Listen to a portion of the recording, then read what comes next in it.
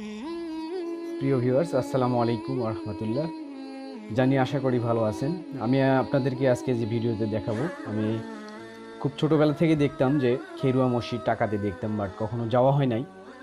তা হঠাৎ করে আজকে দুপুরবেলা আমি আমার ছোট ভাই সহ চলে যাই এবং অনেক শখের খেরুয়া মসজিদটি আপনারা দেখতে পাচ্ছেন আমার ভিডিওতে। আমি সেখানে যাই এবং দেখি, ছবি উঠাই, অনেক ভালো লাগে।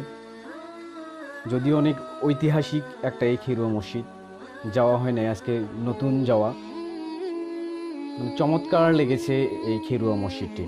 কিভাবে যাবেন? আমি মূলত বগুড়া শহরের কলোনি থেকে বাসে করে শেরপুর বাস স্ট্যান্ডে নামে ওখান থেকে রিক্সা নিয়ে 10 টাকা দিয়ে চলে যাই।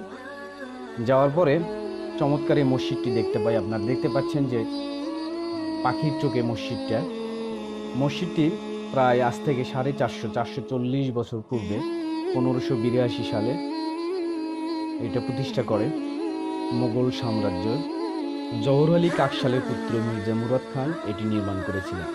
কাকশাল উপাধি ছিল তুর্কিদের দেওয়া। ঘোড়াঘাট অঞ্চল ছিল তুর্কি জায়দিদের অধীন। মির্জা মুরাদ খান বা কাকশালের বিশদ পরিচয় পাওয়া যায় না। শেরপুরের ঘোড়াঘাটে এই মসজিদটি নির্মিত হয়।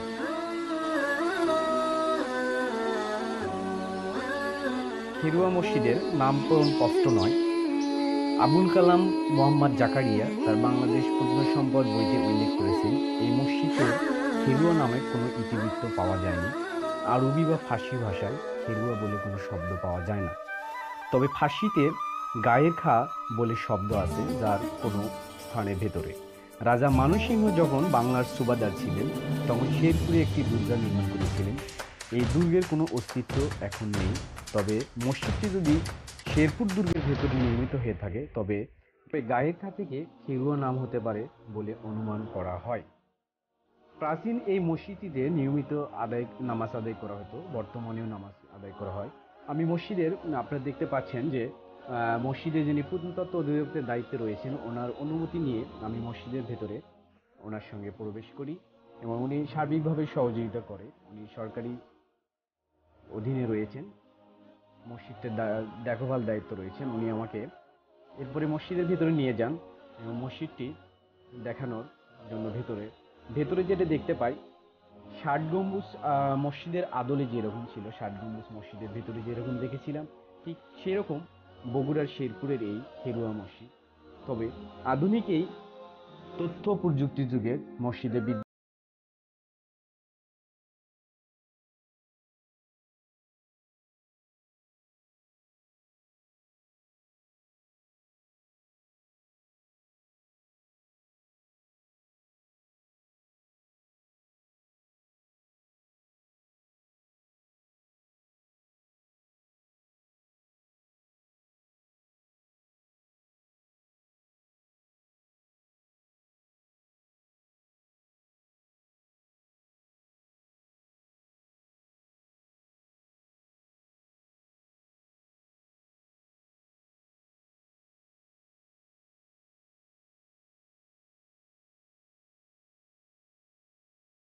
বলে ঝরে গেছে, চুন সুরকি দিয়ে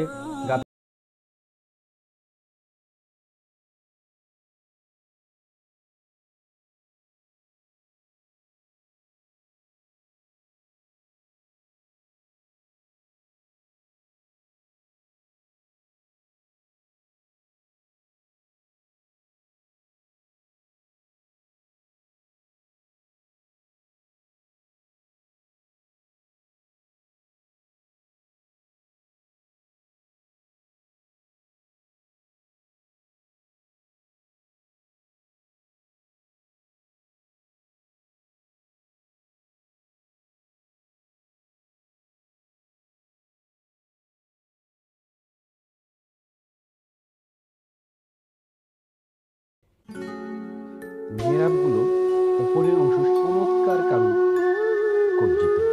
মসজিদের নিচের অংশে ভূমি পরিকল্পনা মোগল স্থাপত্য দ্বিতীয় অংশ। উপরের অংশ মোগল পূর্ব সুলতান রীতি। চার কোণে দেওয়াল থেকে খানিকটা সামনে 4টি বিশাল মিনার। ছাদের উপরে 3.71 মিটার ব্যাসের অর্ধ গোলাকৃতি গম্বুজ। কার্নিশ ধনুকের মতো বাঁকা, তার তলায় সারিবদ্ধ খিলান আকৃতির প্যানেলের অলঙ্কার। অত্যন্ত সুন্দর এই দেওয়ালের গাঁথুনি, নান্দনিক বৈচিত্র্য আনা হয়েছে ইটের বিন্যাস ও খাড়া প্যানেল, যা আপনারা দেখতেই পাচ্ছেন। সামনের অংশে ইটে আছে ফুল লতাপাতা খোদাই করা অংশ,